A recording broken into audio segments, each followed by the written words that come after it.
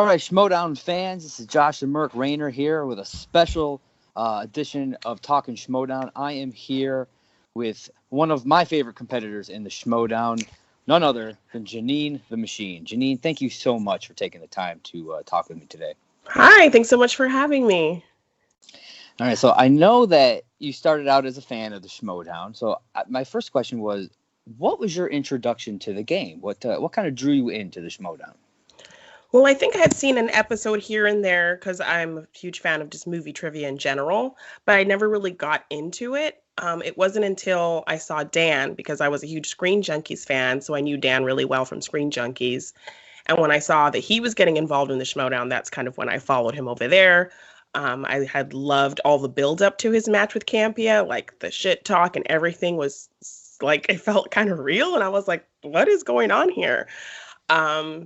And yeah, then when I saw that first match with Dan and Campia, it was like trivia and all the character stuff, and the build up to it, that just got me really into it. Now, did you ever think that, this would be something that you would be able to participate in? Not really. I mean, I always played along and I always thought, I could be pretty good at this, but I always found myself to be more of a kind of introverted person and not really talk well in front of crowds and all that kind of stuff. So I never really saw myself doing it at first. But once I kind of started talking to competitors and getting to know them, and I wanted to do it, but I didn't know if I could. And how did you get involved in the Schmoedown? So I had been doing a lot of fan art for Screen Junkies, and then once I started becoming a fan of the Schmoedown, I started doing fan art for them. Some of my favorite teams were the Misfits and Top 10 and Team Trek. And so I started kind of just doing fun little fan art designs for them and posting them in the Facebook group. And Christian saw them, and then he contacted me, told me he wanted to use some of them in their tea shop. And so that was really a big deal for me. And then it wasn't really until I met most of them at LA Comic-Con a couple years ago. And I kind of said hi, and some of them knew who I were, but like Roca, Christian, they didn't know who I was. And I took pictures, and then I posted them on my Twitter, like, hey, I can't believe I went from making fan art of these people to actually meeting them. This was so cool. And then I kind of got scolded by Roca and Christian, like, that was you? How come you didn't say that was you? Like, I loved your designs. How come you didn't say anything? I'm like, I was just shy, and I didn't want to bother you. And like, I was super shy to like say who I was. So then after that, I started kind of doing reaction videos for one of the reaction groups. So I would play along with round one. Sometimes I would do like fun little character stuff on the reactions. And then Christian had said he wanted to invite a couple reactors to come to Spectacular. And I was like, oh, I'm not a real reactor. I just play along with round one, record it on my phone. I don't really do any kind of fancy videos or anything like that. So I didn't think I would get an invite. But then like minutes later, he messaged me and asked me if I wanted to come to Spectacular. Nice. Yeah, so that was the Spectacular where Guy tackled Roca. So that was like crazy. So I got to meet that's a heck of an event to be able to get to go to. Oh yeah, it was great. I got to hang out with Late to the Party. I was kind of sitting in a little corner with them. I had my whiteboard. Me and my friend Raul were playing along.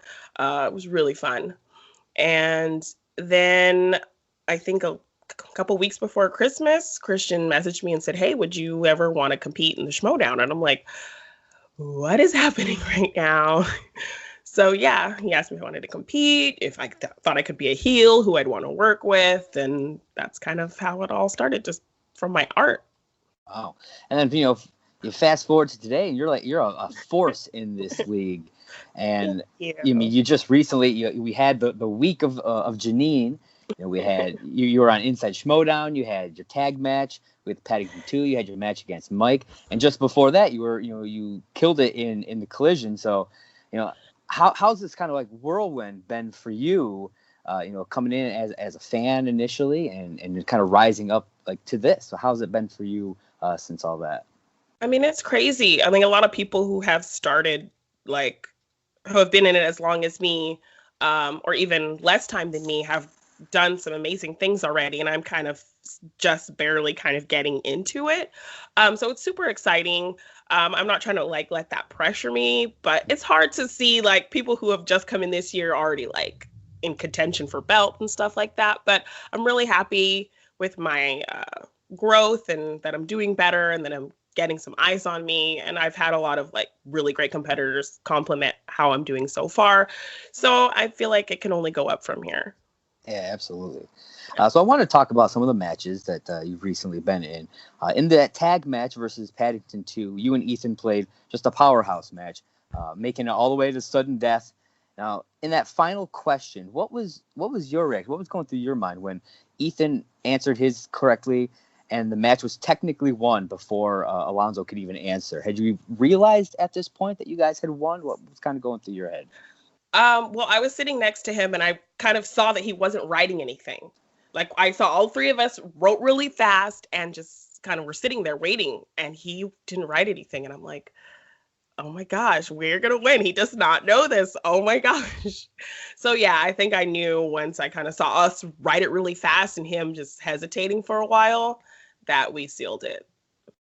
Wow. Yeah. Cause that was intense. Just like as soon as, cause like Matt had gotten it wrong and then Ethan answered that question. I was like, they just took this match. Like it blew my mind. I was like jumping out of my seat when it happened. Everything. it was yeah, cool. And I thought I was gonna lose it for us because the question before the Shoeless Joe question, I didn't know. I was like, wait, oh my gosh, because like one of my best friends, he like loves baseball, and so they talk about him and my other friend, they talk about baseball movies all the time, and I remember them saying something about Shoeless Joe and Field of Dreams.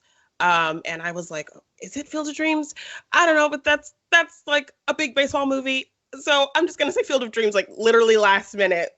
And so, yeah, I was freaking out that I would have lost it for us on that one. But then it just like, oh my gosh, okay, I'm just going to say Field of Dreams. I don't know if it's right, but I have to write something. And yeah. Yeah, I mean, you never know what's going to, sometimes you get them wrong. And even when you do, I mean, we've seen matches like the Shire Wolves and the Odd Couple where you're way behind and you come back up and you never know, even if like when with Clark when she did not very well in that first rounder and that match, they still won it, so you never know what's going to happen exactly in the matches. Yeah.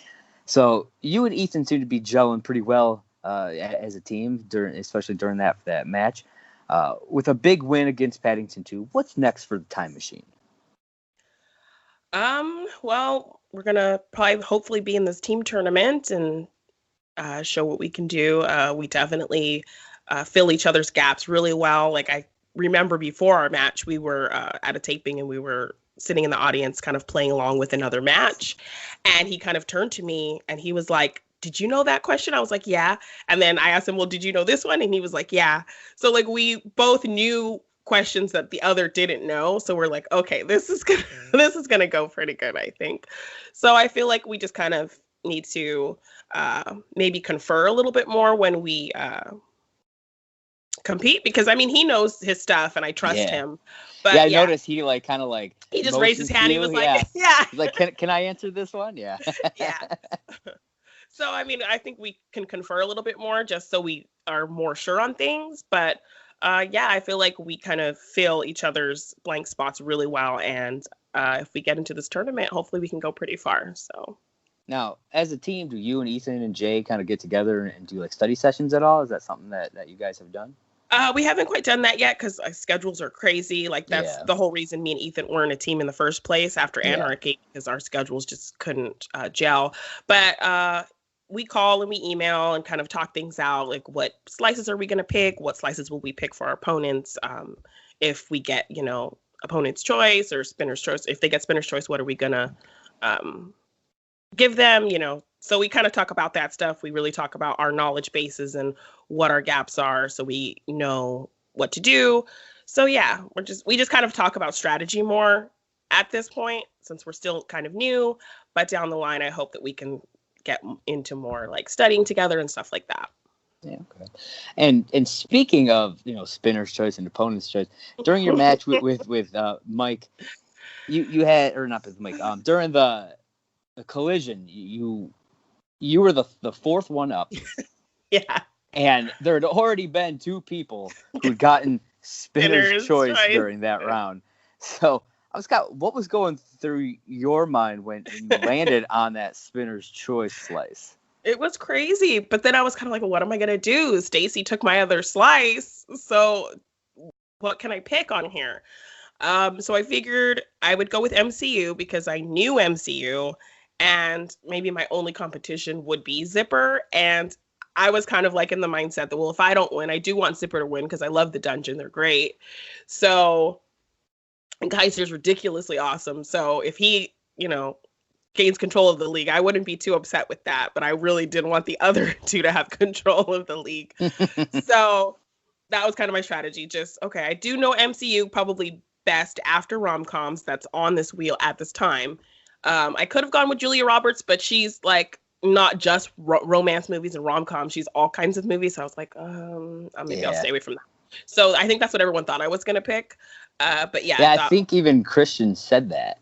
Yeah. During it, he was like, she probably wants Julia Roberts or comic book movies. I think is what he said. Because Stacy originally wanted rom-coms, but I think what had happened was I picked it first, so then that's when she picked Julia Roberts. So Julia Roberts was her pick because she couldn't get rom-coms. Okay. Yeah. So yeah, I thought, okay, well, if I do MCU, Zipper's going to really be my only true competition because I don't think Roka and McWeenie really know that well. Stacy, I don't think she knows MCU that well, and it worked out in my favor. So. And continuing with the collision, going into round 3, you were in the lead. Now, what was that like for you? Were you feeling the pressure? Were you just kind of solely focused on answering your questions? As I said before, anything can happen in the Schmoedown. With so much going on and so many other people at the table, I was really just focused on what I was doing. And I was just really excited that I'm at the table with these great competitors and I'm in the lead. Like, what is happening right now? But yeah, I think it just helped me that I just stayed focused on my questions and didn't really worry about what everyone else was doing, which is something I tend to do a lot, especially like in singles. Like when it's just one-on-one, I'm kind of like, like if I start to lose or whatever, I start just focusing on that and I don't really focus on what's the questions before me. So with this situation, I felt good throughout it that I was able to kind of just keep the focus on me. And during that match, you took Drew McWeenie, someone that people say is probably one of the best players that we've ever seen, right to the final question, something that not a lot of people get the chance to do, which is definitely an impressive feat. And you wisely utilized all of your JTE rules to try and pull that answer out, but unfortunately, we're not able to. Yeah. This was a hell of a game for you, and in my opinion, it really shows your true potential in this league. And as I said in a recent episode of Talkin Schmoedown, where I covered the collision, I believe you will do great things in the future of this league. So, my next question is: with things like the singles and team tournaments coming up, where do you want to see yourself by the end of this year? I would love to be a teams champion because I just love what the potential of me and Ethan doing in this league. And I don't know that I'll get to singles. I feel like I'm still just getting better and better, and I'm starting to do actually more in-depth kind of study habits and things like that, because most of what I did before was kind of just raw information that I had in my head or just kind of looking at things quickly, but now I'm actually like really making a clear study plan. So I don't think I'm there yet, and I want to give myself that time to get really good. So I would love to get close to maybe like a number 1 contenders or even get to number 1 contenders in singles, but I really kind of now want to just focus really on teams because I think we can do some awesome stuff there. Yeah, I definitely agree. I think that would be I would love to see you guys make it all the way through that tournament. Yeah. Your match with Kalinowski last week was a long time coming for you. As a fan, you said you watched him break up your favorite team, the Misfits, and now you've gotten the chance to face him one-on-one. What was that like for you? It was a lot of pressure because even before that, I heard from a lot of other competitors and my friends, and like, oh my gosh, yeah, we want you to win so bad. And so I wanted, and this was the match I wanted to win because, I think I have this stigma from the fans and other people that, well, she's only won against competitors that weren't that good. And so I really wanted to take this and kind of prove them all wrong that, I can win no matter who I'm up against. But I just think I let the pressure get to me and I just couldn't focus. And I had done a lot of other things that day. We filmed that team's match that day. We did the Inside Schmoedown that day. I had done a bunch of other scenes. I think I had done 3 promos and a cut scene. And so it was just a lot. And I just didn't feel good about anything I was doing. Like, I felt like I was flubbing up too much and messing up my words and everything like cool and smart. And I had to say, like, it wasn't coming. And so I just felt like I wasn't succeeding all throughout the day and all the little things I had to do, that once I got to that match at the end of the day, I was just kind of like, I feel like I'm just sucking at everything. And so after that round 1, I felt really good. I was like, okay, I did my funny little white bread thing, and I'm in the lead, so I think my chances are really good. And then once I got the dreaded spinners opponents round 2 situation, like, it just kind of deflated me a little bit more. And for that all to happen in front of Dan, who, like I said, was the reason I even got into the Schmoedown, not fun, but yeah, like you said, you had a strong round 1 during that match, but after getting that opponent or spinning opponent's choice and being given Tom Cruise, I mean, the tides really did turn there, unfortunately. So after this experience, have you gone back at all and kind of began maybe focusing in on more Tom Cruise trivia? I have, because I mean, I felt like I would have known Tom Cruise pretty well, but I think it was just second guessing myself. Like, when I got the Rain Man question, I was like, this sounds like Rain Man, but I could have sworn Rain Man came out in like the early 90s, not 80s. And then, of course, I didn't follow my instincts and went with something else. And sure enough, it was Rain Man. So I just had a lot of moments where I was second guessing myself. But definitely, yes, Cruise is on the list to really delve into for later matches.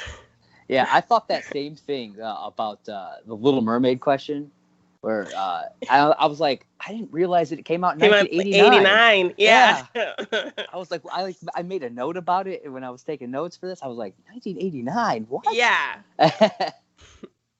I could have swore that was like in just the like early 90s. Early 90s, yeah. Mm-hmm. So just second guessing myself, and Mike is an amazing competitor, and I just let it all kind of get to my head, and yeah, it happens, but it's happened to the best of them. I mean, we've sure. seen it happen to like John Roca. We've seen Christian Harloff have the worst match of his life before. We've seen it from a lot of great competitors. So it's definitely not something to hang your head on. You'll bounce back. You'll be able to get back in there. I have full confidence in that. So with the teams and the singles tournaments coming up, obviously, you're hoping to be in both. Do you do any sort of different type of training for each of these leagues? I think it's kind of the same for me. Like, if I can kind of talk to Ethan, I do. But if not, then it's kind of just the same. Like, I study for teams as I do with singles. Especially since it's so new to me, I really have to just kind of make sure I'm cognizant of the format changes with those 2 leagues. But other than that, it's pretty much the same. Just have to kind of study a little bit of everything, I think. So. And how has Jay been as a manager and as kind of prepping you for all these matches? How has he been instrumental to what you've done so far in this league? Oh, he's always super supportive. Like, he's always going to be manager of every year for me after how he stepped up in the very beginning, 3 days out of the hospital, and he came out to support me. Like, ever since then, like, he's always going to be my manager of the year. But yeah, he's like, if I'm stressing, he knows how to just calm me down and keep me focused. He will just look me in the eyes and tell me, just play the game. You love this game. You know how to do it. Just play the game. Like, he knows what to say to me. I can kind of be more silly when I'm with him. Like, if I'm feeling really stiff and like comfortable with the cameras and I don't know what to say because I suck at talking, like, he knows how to kind of bring the fun out of me. And he'll quiz me on questions like right before the match as we go out. But yeah, considering I'm not in LA, I'm like a couple hours away. It's hard for me to really, do study sessions and stuff like that. But anytime I need him to like pep me up or give me a little confidence boost, he's right there. So yeah, he's a fantastic manager, and I love seeing him. And his evolution has been kind of wild to watch as well. Yeah, he's gone through some interesting phases in his career here too. So. Oh, for sure. So, the final thing that I want to ask is if you could say one thing to your upcoming future competitors, what would that be? Just don't underestimate me. Like, I've been underestimated since the start, and you can see obviously that I'm improving. I'm putting in the time. I'm putting in the work. So, don't sleep on me, because I will be ready for you. So. Fantastic. So, thank you again, Jeannine, for taking some time out to talk to me today. It was a fantastic time that we've seen from you so far, and I know that we're going to see some more amazing things from you in the future. Thank you so much. All right. So thank you again, and I'll talk to you later. Bye. Bye.